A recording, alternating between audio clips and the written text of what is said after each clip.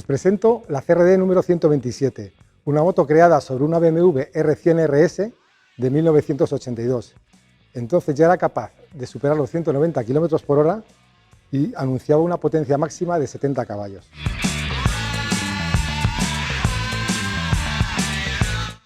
El depósito se ha mantenido el original, pero entre CRD y el cliente han buscado un azul que es muy difícil que encuentres otro igual. Está hecho con una mezcla de azul petróleo mate y lleva un toque de un azul procedente de Rolls-Royce. Y de esta manera es una pintura exclusiva que no va a haber otra igual.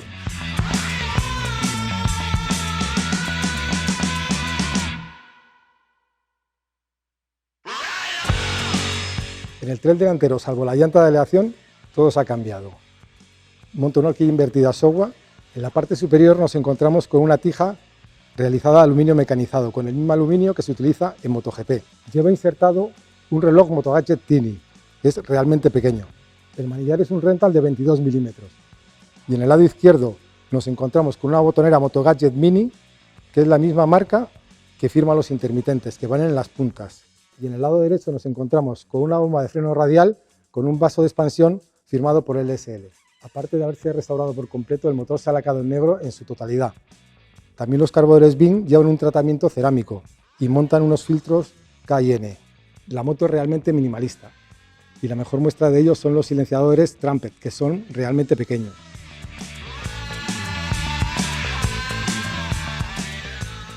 En la parte trasera lo más destacable son los amortiguadores ISS con botella de gas separada, que son los tope de gama de la marca.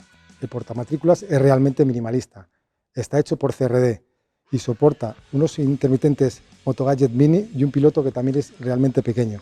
También nos encontramos con un asiento biplaza tapizado con cuero bovino de 3,5 milímetros de grosor. En el apartado de neumáticos, el equipo de CRD ha optado por unos 5 E270.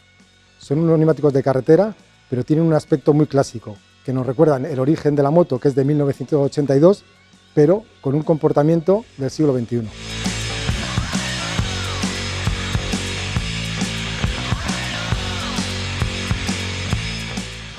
Además de minimalista, la CRD 127 es una moto muy equilibrada y muy funcional. Se puede utilizar todos los días perfectamente, tanto para ir a trabajar como por ciudad, como para disfrutar de unas curvas.